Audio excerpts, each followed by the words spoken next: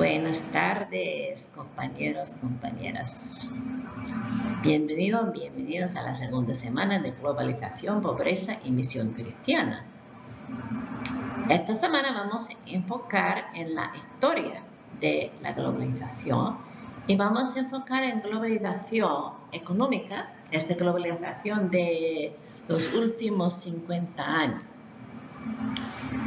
Se dice, si quiere conocer a una persona, tiene que saber cuáles son sus raíces. Porque sí, nuestra historia nos forma. No nos controla, pero sí nos forma. Entonces vamos a explorar la historia de la globalización. Pero necesitamos saber que no solamente hay una historia, hay tres maneras bastante distintas de ver la globalización. Y cuando yo digo que hay tres narrativas, hay mucho más, pero hay básicamente tres categorías de narrativas. Primero, hay narrativa del norte. Y el ejemplar de eso que ustedes están leyendo es Bryant Myers. Hay narrativas del sur. Ustedes están leyendo esta semana Galeano, pero Ander Egg también está exponiendo una narrativa del sur. Pero también hay una narrativa del este y Ha Jun Chang está presentando esta narrativa. Pero en todo eso siempre es importante para nosotros preguntar qué fue el rol de la iglesia en todo eso. Bueno, primero vamos a examinar el consenso. Pero aunque hay tres narrativas diferentes, hay un consenso entre expertos. Y hay dos partes de este consenso. Primero, parte positiva. Todos reconocen que el bienestar económico de la humanidad ha crecido durante estos últimos 50 años. La pobreza crónica ha disminuido de 95% a 22%, aunque en el área del desierto Sahara en África todavía es 43%. Durante este tiempo la riqueza promedio ha crecido 7 veces. La expectativa de cuántos años dura la vida promedio ha doblado. Ha reducido por mitad las muertes de niños y la malnutrición y por 45% de madres en el parto. Muchas personas ya tienen acceso a agua filtrada, sanitación y educación formal. Todos están de acuerdo que esto ha pasado. La cuestión es qué rol tuvo la globalización económica en todo eso. En comparación, por ejemplo, del rol de la tecnología, el rol de la ciencia.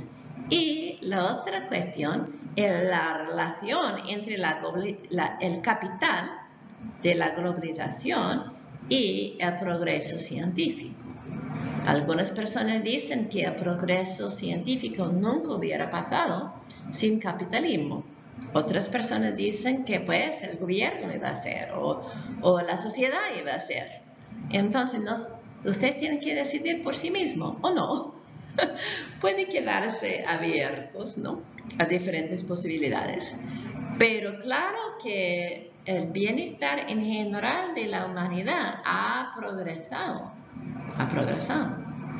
Pero la pregunta es, ¿qué debe esta prosperidad a la globalización de los últimos 50 años? También hay un consenso entre expertos sobre algunos aspectos negativos de la globalización. No hay duda que la desigualdad ha aumentado, incluyendo la desigualdad extrema. Hemos visto crisis económicas internacionales y en la pandemia, ¿no?, crisis de salud global. Hemos visto desastres ambientales y el impacto general de todo este desarrollo así el ambiente. Entonces, es de calentar o los cambios del clima o calentar el clima es parte de eso. No hay duda también que ha crecido el poder de redes criminales internacionales, incluyendo terroristas, incluyendo crimen organizado. Todo esto ha crecido también. Y finalmente, me gusta esta citación, ¿no?, de Ander Egg, porque clarifica mucho. Y yo quiero que ustedes reflexionen personalmente en esta citación, a ver qué piensa usted. El derecho de la propiedad es más importante que el derecho a la vida. ¿Es la verdad o no es la verdad? Y quiero que ustedes piensen en lo que nuestro Señor hizo curando a la gente durante el sábado. No, el sábado no es ley de propiedad, pero hay algo semejante. Pero quiero que ustedes piensen en eso, ¿no? Especialmente cuando pensamos en cómo, no solamente quien posea la propiedad, por ejemplo, la tierra, pero cómo llegó a poseer la tierra. Por ejemplo, si los abuelos o los bisabuelos conquistaron la tierra, ¿qué es su derecho a la tierra? ¿Qué es su derecho a la propiedad? Si ha mejorado la propiedad, ¿qué es su derecho a la propiedad? No es tan sencillo, ¿verdad? Pero esta frase explica muchas acciones de gobiernos, de compañías, de sociedades. Bueno, quiero compartir con ustedes algo que yo escuché de Emilio Castro. En este tiempo fue la secretaria general del Concilio Mundial de Iglesias. Yo escuché una presentación de él con un grupo pequeño en los Estados Unidos de líderes en 1992. Y esto fue lo que él dijo. Y a mí era algo profético, ¿no?, lo que él dijo. Voy a leer en voz alta. En los próximos 20 años vamos a ver más democracia política, más voz por cada persona, pero a la vez más tiranía económica, más consolidación del poder económico. Resulta que la gente piensa en sí misma como más libre, pero se siente menos libre, con menos control sobre sus vidas, en algunos aspectos clave, ¿no? Esta experiencia sea una de esquizofrenia, la cual se hace sentir muy ansiosa. Esta ansiedad le trae a buscar respuestas simplísticas y seguir caudillos. La religión falsa oscura esa realidad y la religión verdadera la revela. Interesante, ¿verdad? ¿Creen ustedes que fue algo profético que él dijo? Bueno, vamos a examinar estas tres narrativas. En esta imagen que ustedes están viendo, que puede ver algunas barcas de diferentes tamaños, y hay un dicho que dice que cuando sube el mar, que todas las barcas suben, las barcas chiquitas y la barca grande. Y este concepto de cómo el mar cuando sube levanta todos los barcos es central en esta perspectiva de la historia. Primero, y esta viene de un libro que escribió Brian Myers sobre la globalización, pero no existe en español. Entonces yo he dado a usted leer su libro sobre el desarrollo, que también es importante e interesante y tiene muchas implicaciones para la globalización, pero él también escribió un libro sobre la globalización y estoy citando este libro, o estoy sacando información de este libro. Él empieza hablando de la historia de globalización, no en los últimos 50 años, sino antes, que empiece con la etapa de exploración, que es el nombre de esta época en los libros históricos de Europa y de los Estados Unidos. etapa de exploración. Se puede decir que fue etapa de conquista, pero no dice eso, dice etapa de exploración. Bueno, pero claro, cuando empezaron los imperios políticos y económicos de Inglaterra y Europa, Inglaterra llegó a tener control de las rutas de las barcas en el mar, en los mares. También fue el tiempo en que empezó comercio en esclavos de África.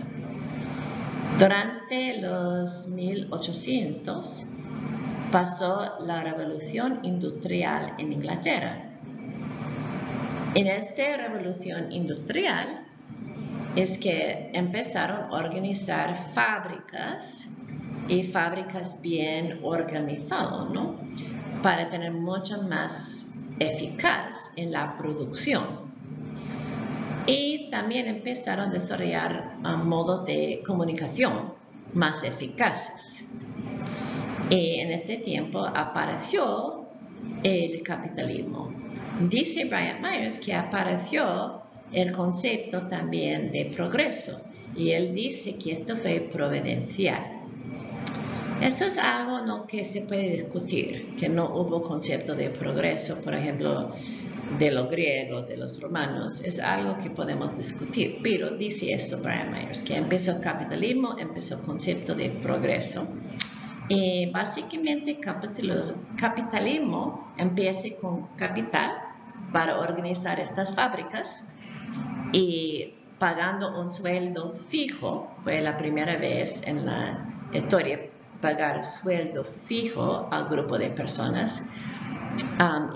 Y también este enfoque en la rentabilidad, que tiene que asegurar que los costos de la producción sean menos de las ganancias para que se puede invertir las ganancias en la innovación tecnológica. Esta es la idea más o menos. Bueno, y creció, la verdad es que con esta nueva organización de producción que creció mucho la riqueza de los capitalistas y de Inglaterra, muchísimo. Y también sí invirtieron parte de sus ganancias en la innovación tecnológica, es la verdad. No todas sus ganancias, pero muchas ganancias que llegaron a ser la propiedad de los capitalistas, de los que invirtieron el capital. En 1900, próximo como evento importante, en 1945, después de la Segunda Guerra Mundial, crearon en un lugar que se llama Bretton Woods las instituciones financieras globales, las tres grandes, ¿no? De que Ega habla. Su enfoque fue, al principio, preparar a Europa, porque Europa estuvo en caos, con un montón de refugiados y ruinas en todo lado. Entonces tuvieron que redesarrollar Europa. Pero también estas instituciones financieras globales enfocaron después de un tiempo, ¿no? Al principio, en todos los países subdesarrollados. Esta fue la palabra subdesarrollado, todos los países subdesarrollados del mundo. Tenía esta imagen de progreso, de desarrollo.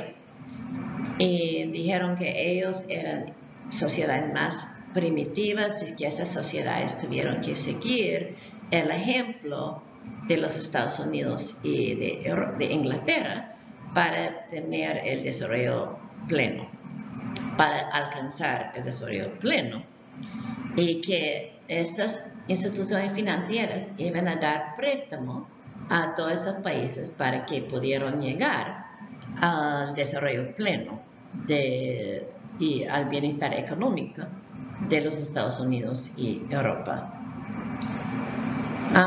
En 1980, después de la caída del comunismo, porque durante todo ese tiempo parte del propósito explícito de las instituciones financieras globales no solamente fue el bienestar de los países subdesarrollados, sino enseñar a estos países que el capitalismo fue el camino correcto, el camino bueno, y el comunismo fue el camino malo, porque era esta competencia entre comunismo y capitalismo. Pero cuando cayó el muro de Berlín y murió el imperio soviético,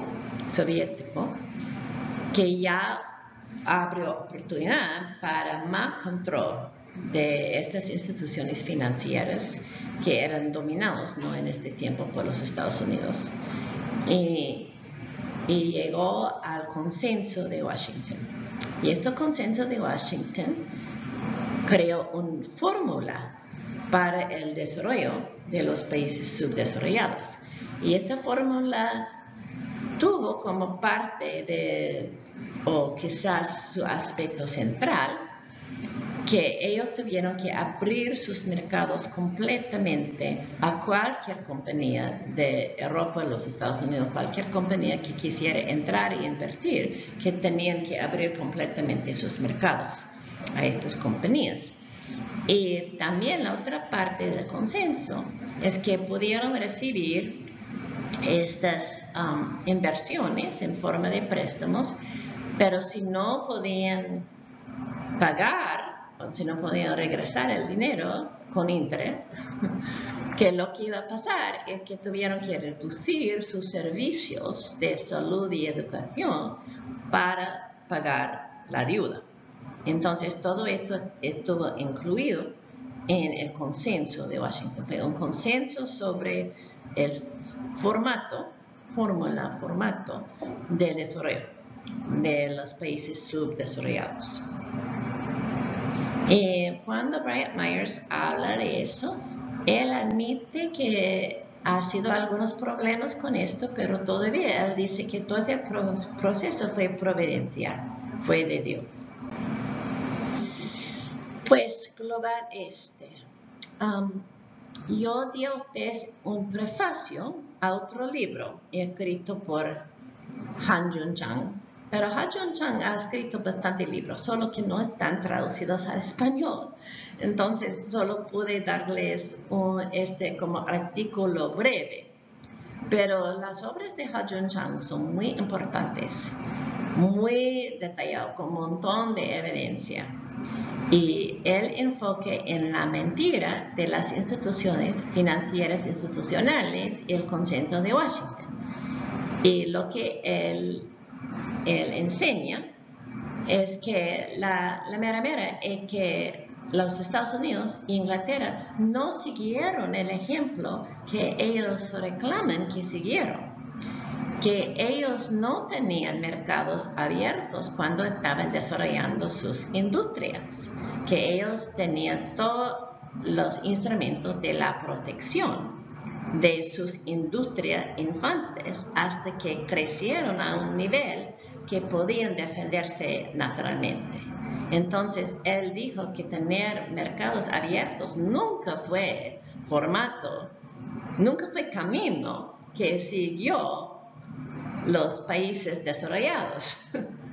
Entonces, él observa que muchos de los avances económicos del mundo, como la reducción de la pobreza, vino o pasó en países asiáticos que no estaban siguiendo el ejemplo, o pues no el ejemplo verdadero, pero el ejemplo mentiroso de las instituciones financieras. Por ejemplo, China, abajo de Mao, que estaba siguiendo un formato muy, muy diferente.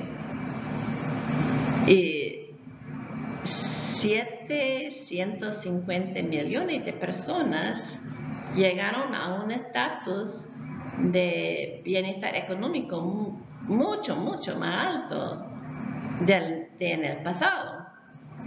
Y no hicieron utilizando el mismo formato. Hicieron usando un formato completamente diferente. y llama a China y llama a otros países asiáticos como Corea, que también ha mejorado su estatus. Hablan ellos como los tigres asiáticos porque ha progresado tanto, pero Ha Jun-chang dice que no ha progresado utilizando este formato, esta fórmula. Y también dice Ha Jun-chang que una razón por qué ha progresado es porque ha mantenido servicios fuertes de salud y educación para su pueblo. Y en chino no es, la imagen es un poquito más complicada, seguro que es un poquito más complicada hablando de estas cosas. Pero sí, educación sí, salud un poquito más complicada. Pero sí, en comparación al plan de Washington Consenso, sí, claro que sí, ha mantenido servicios fuertes para su población. Y dice Ha Jun-chang que esto es necesario para el progreso, que la gente tiene educación y que la gente es saludable. Y hay gente también, hay científicos sociales como Amartya Sen que hablan de eso también. Y él es de India, pero habla de la gran importancia de un pueblo saludable, un pueblo educado para que un país progrese. La otra cosa que dice su otro punto principal, es que como parte del consenso de Washington demanda instituciones democráticas. Y Ha Jun-chang dice que sí, tener instituciones democráticas ayuda al progreso, pero él dice que Europa y los Estados Unidos no desarrollaron esas instituciones de un día a otro día, que fue un proceso orgánico con muchos momentos de transición, de cambio, de experimentaciones y todo eso, ¿no?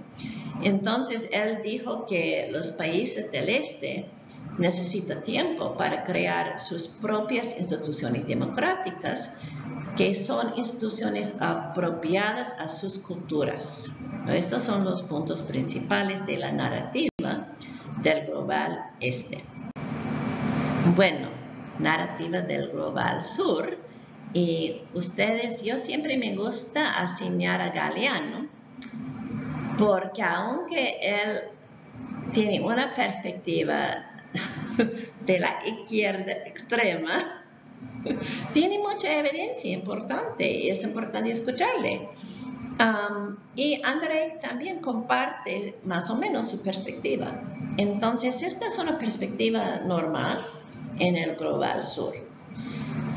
Ellos notan que el capital que hizo posible el capitalismo fue capital robado. Robado por el comercio en esclavos y por la confiscación de recursos naturales y la restricción de la competencia. Voy a darles un ejemplo de India. Fue una compañía cuando Inglaterra tomó control de India como colonia, que fue una compañía, British Trading Company, que quiso hacer su negocio en India y quiso hacer negocios de sal y de tela. India en este tiempo tuvo una industria de tela muy, muy desarrollada y muy saludable, muy próspera. Y también tenía la capacidad de sacar sal de la arena y vender sal. Pero por la dominación política de Inglaterra, el control de Inglaterra sobre India, que British Trading Company pudo matar las industrias, poner leyes que las industrias de India, de la tela y del sal, que no podían funcionar. Y ellos sacaron todo como los productos orgánicos, la sal, en en este caso, nos sacaron todo eso y hicieron ropa con las cosas naturales, hicieron ropa y vendieron esta ropa a India a un precio alto. Vendieron el sal a India a un precio alto que ha sacado de India. Y esto fue la razón por la lucha de Gandhi, que Gandhi estaba luchando contra el control de India, no solamente contra el control político, sino contra la manera en que estaban robando todos los recursos naturales de India, no dejando que la industria de India funcione ni crezca.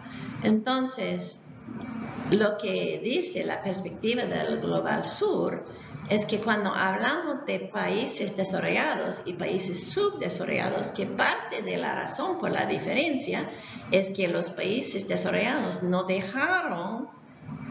solamente no dejaron, que quitaron el desarrollo natural de los países subdesarrollados. Entonces tenemos que ver la historia para entender lo que está pasando. No es que los países subdesarrollados son países de gente tonta, de gente incapaz, pero que ha sido un proceso de explotación que ha causado estas diferencias.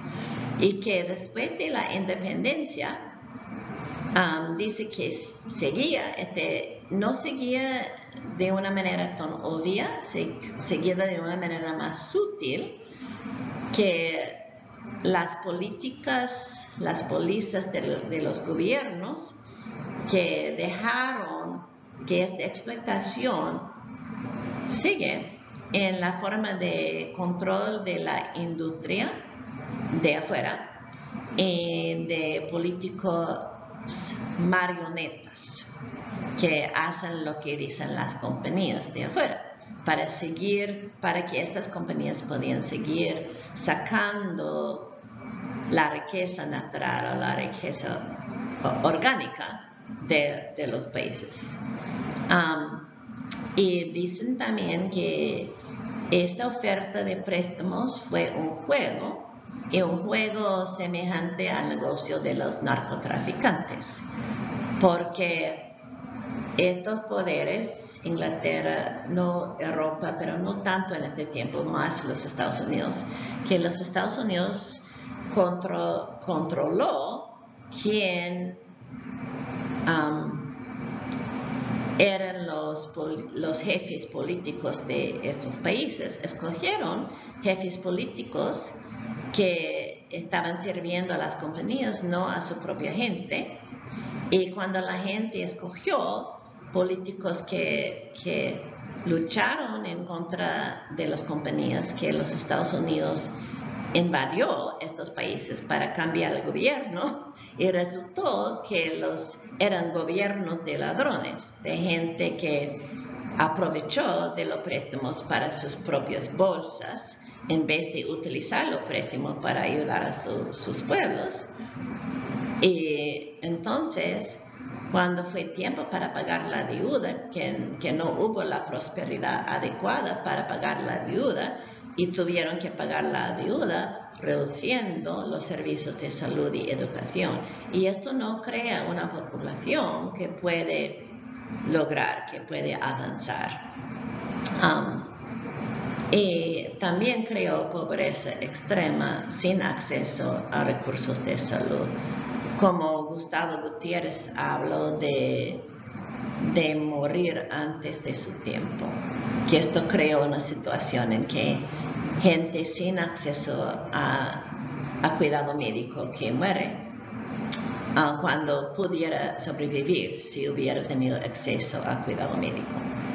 Entonces, por eso hablan de los globalizados y también de la gente excesa, la gente que no tiene trabajo ya en el sistema tecnológico que el mundo está desarrollando, y llega a ser gente excesa, gente sin lugar en la sociedad. Esta es la narrativa del sur global. Entonces, usted tiene que comparar estas tres narrativas. Narrativa del global norte, que habla de todos estos cambios como providencia y dice que el bienestar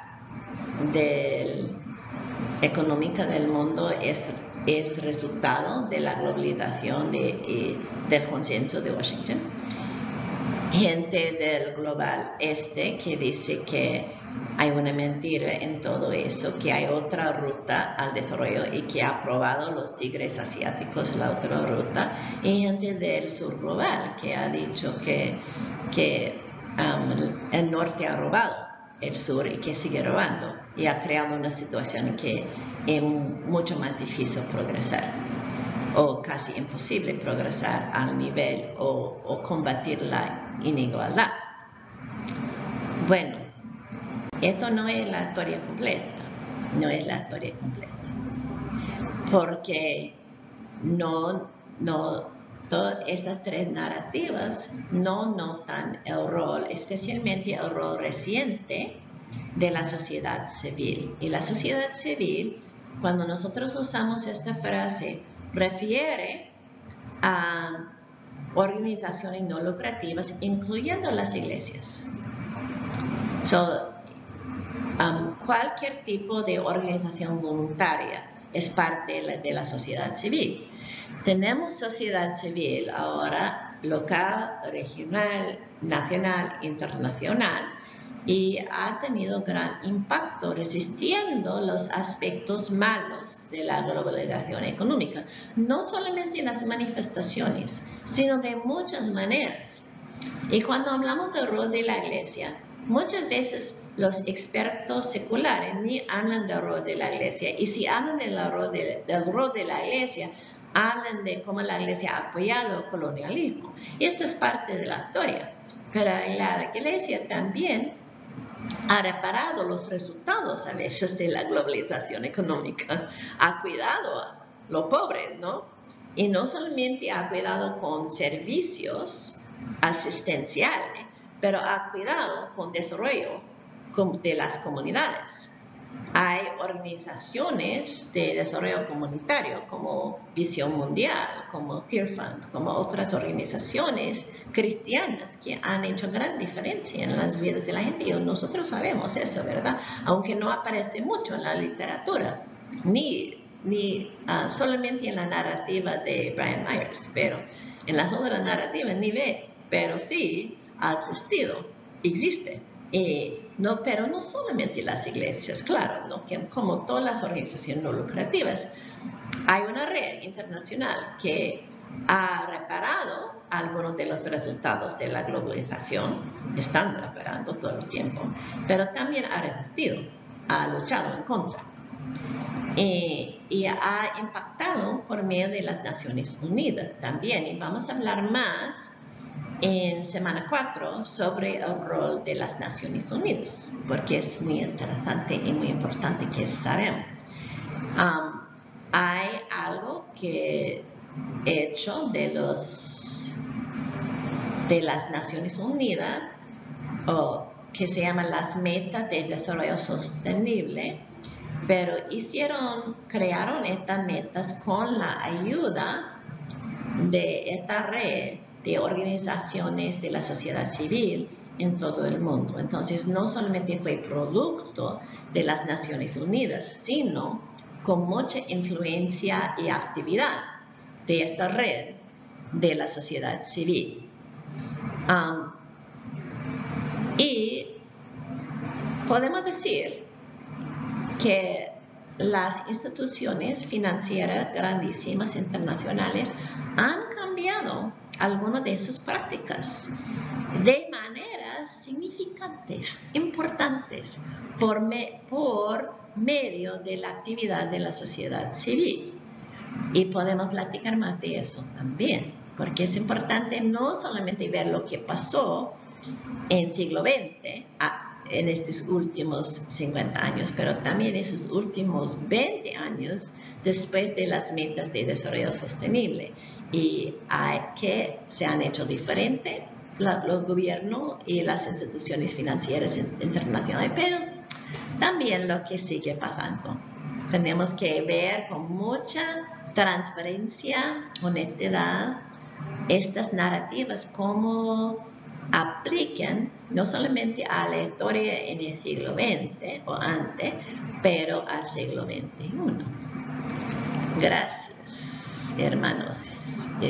Y sigo en oración para que comprende toda esta información complicada pero esencial para entender lo que está pasando en nuestro mundo y lo que está impactando nuestros pueblos.